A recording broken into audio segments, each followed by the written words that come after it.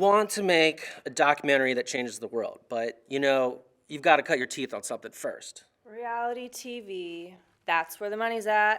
Yeah, after film school, everyone told us that we need to sell a pilot in order to get any kind of clout in the industry, so we started looking into it, figuring out our angle. Basically, people are getting tired of the typical rich people melting down reality show. No one wants to watch the Kardashians or the Real Housewives throwing fits. Because, throwing a fit is good, but the being rich part, it makes viewers feel bad about themselves. People are also getting tired of conventionally hot people taking part in disastrous, unregulated social experiments that result in dysfunctional romantic relationships. Dysfunctional romantic relationships? Good. Being conventionally hot, though? Not so good. So we kind of settled on this pitch that distills what everyone wants, without any of the feel-bad elements. In other words, a show about someone who's absolutely batshit, but neither overwhelmingly hot nor rich. Holy shit. You all are not going to believe this.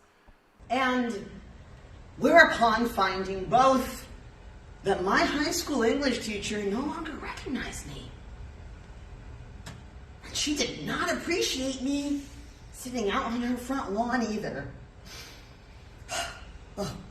I uttered a shallow, fearful, "It's Britney, bitch."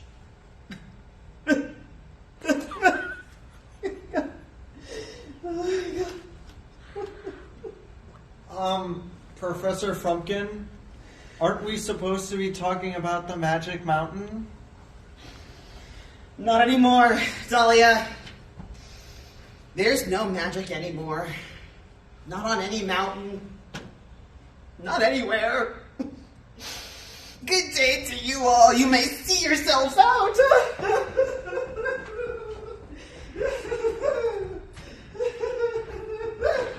Oh my God.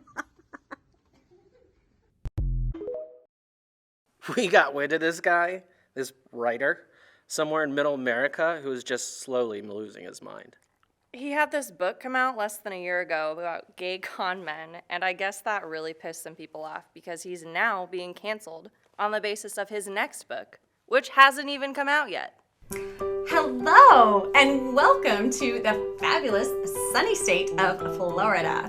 I'm Brandy, and I am here to kick off the Sunday Fun Day vlog of the Empty Bookshelf, which we will be bringing up a banned book that is being pursued by my special interest group, Mothers for the Future of the Mothers of Children, MFMC.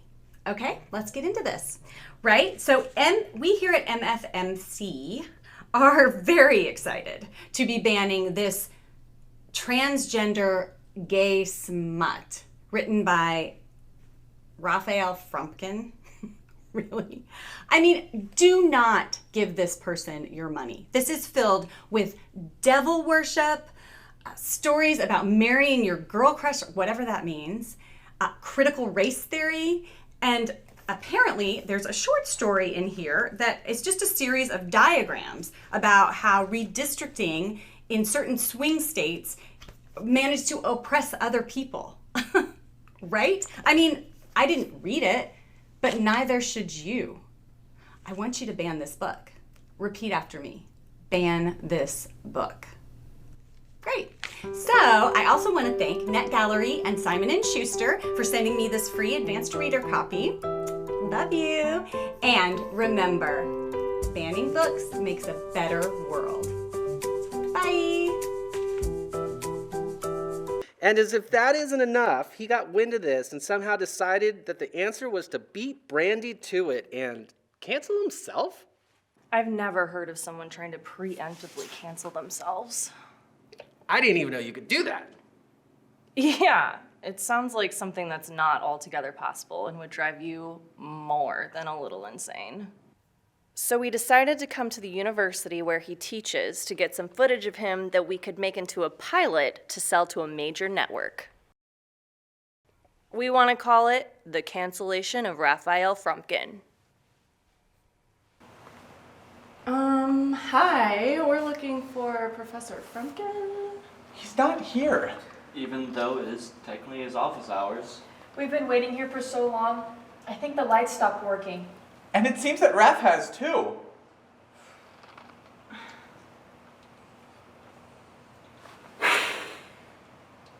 You know, it's just so hard both canceling yourself and being canceled at the same time. Like, I don't know, it kind of reminds me of my childhood. Sounds pretty rough, Raph, but you emailed me about a laptop, and now we've done 3 hours about your childhood. I'm still gonna get a laptop. All right, my student worker needs to go home, so... Hi, I'm Nan. I think we emailed you about the show we want to make about you. I don't do email. Didn't you email me this morning? Oh, okay, this is sabotage. All right, no cameras, please. You'll be hearing from my lawyer. Does he even have a lawyer?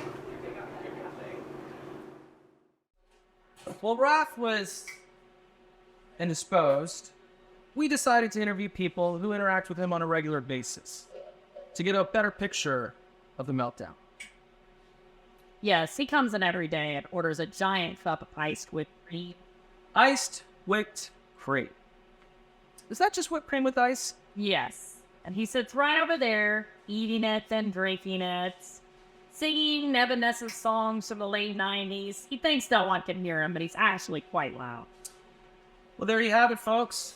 A writer dying on the inside, manifested on the out, boat lost at sea, searching for land in the dark. Okay. So, Raph comes in here a lot? Yes, every day. Multiple times a day. Often weeping openly. What does he do? I mean, what doesn't he do? The last time he was in here, he asked if I could read a poem he composed about my waffle fries. A poem? Do you have it? I do. I can't exactly call it a poem.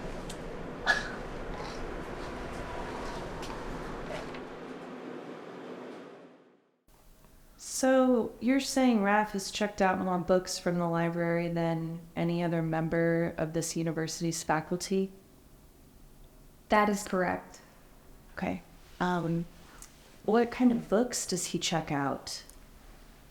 So that's confidential information, and to tell you that would be a violation of the patron privacy policy, but we're worried about him?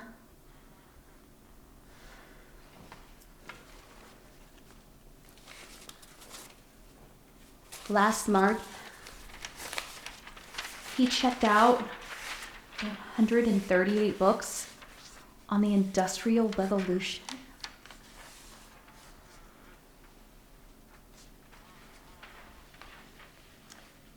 A month before that, he wanted to check out every edition of the Oxford English Dictionary that we own, including a really rare volume from 1933.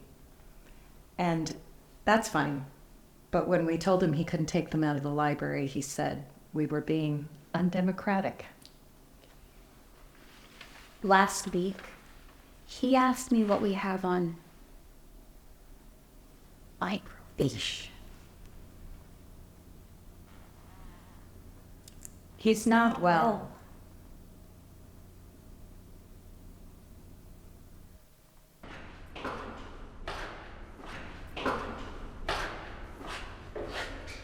Today we're going to interview Dr. George Lucas, who is a friend of Raph's in the English faculty. Is that sound okay? Let's maybe do over here. Today we'll interview Dr. George Lucas, who is a friend of Raph's on the English faculty. I think that's good.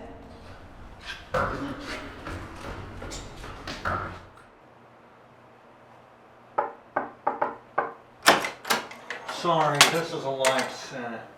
What? You had an appointment to interview George Lucas? Is he here? I'm sorry, we're making a documentary here. I don't know what you mean. Hi, we're we're just talking about how normal and stable Raph is, which comes up a lot.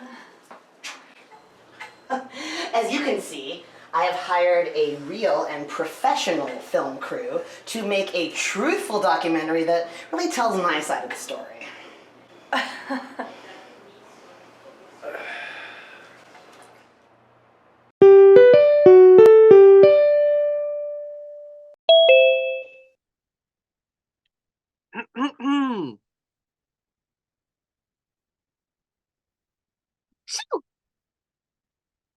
Oh, hey. We at the network, we love what you've got so far. But do you have any more people that you know who know Raph? No, unfortunately. He's making a second documentary, and everyone just kind of jumped ship from ours. Okay. Look, we're all just headed for payday on this, right? So let's use one of the oldest tricks in the book. Let's hire actors to be his friends. What? All right. Okay. So we do this all the time, right? And nothing in TV is actually what it seems. Gordon Ramsay, just a very sophisticated hologram. The entire set of Downton Abbey exists within a miniaturized 5-inch snow globe world. We had to resize the entire cast across several seasons, but trust me, it was well worth it for the ratings increase. Do you want to know what Pat Sajak really is? A bunch of hamsters duct taped together. Huh. That makes sense, actually. Hi, I'm George Belucas. Belucos. George Belucas. I'm sorry. I don't understand my motivations here. I'm a professor. Yes, of 18th century literature. You've published widely on race and the Enlightenment, and you love the music of Nico Case. Okay, but why am I friends with Raph? I mean... Well, think of it this way. We all love watching a public meltdown, right? Remember Britney Spears attacking that paparazzo in the umbrella after she shaved her head? Yeah. It's like having a front row seat to that. Okay. I think I got it now. Awesome.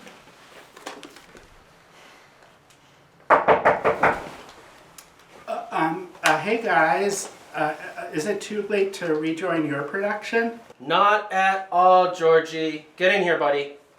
Can we ask what happened?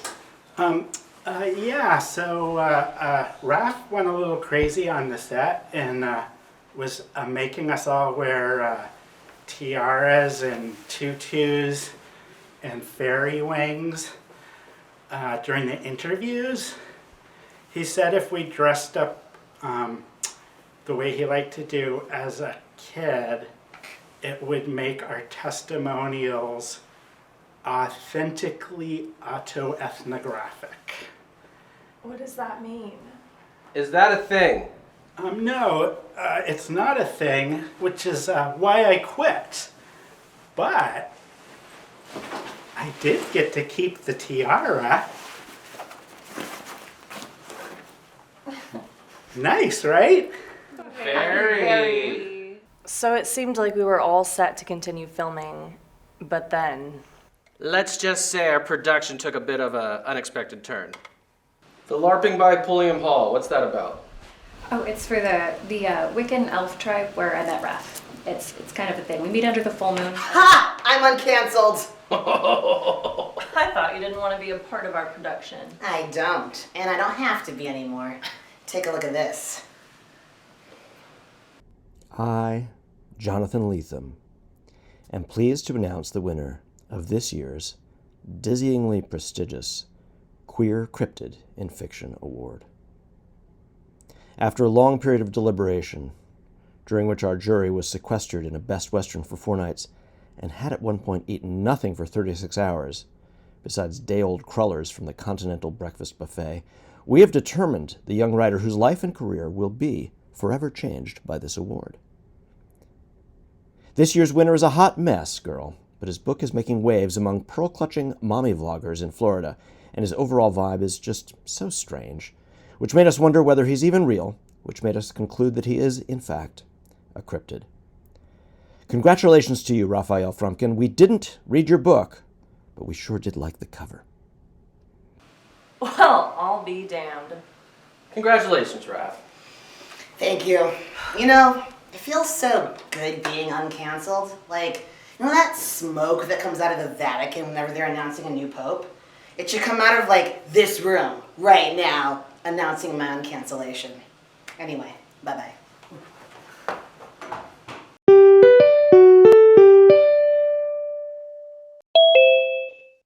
As you can see, he's still as chaotic as ever.